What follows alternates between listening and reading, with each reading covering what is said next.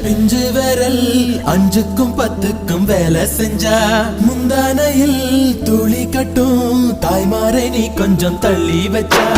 ஆத்தா ஒன்ன மன்னிப்பலா தாய்ப்பால் உனக்கு துக்க கொல்லா தாயும் சேயும்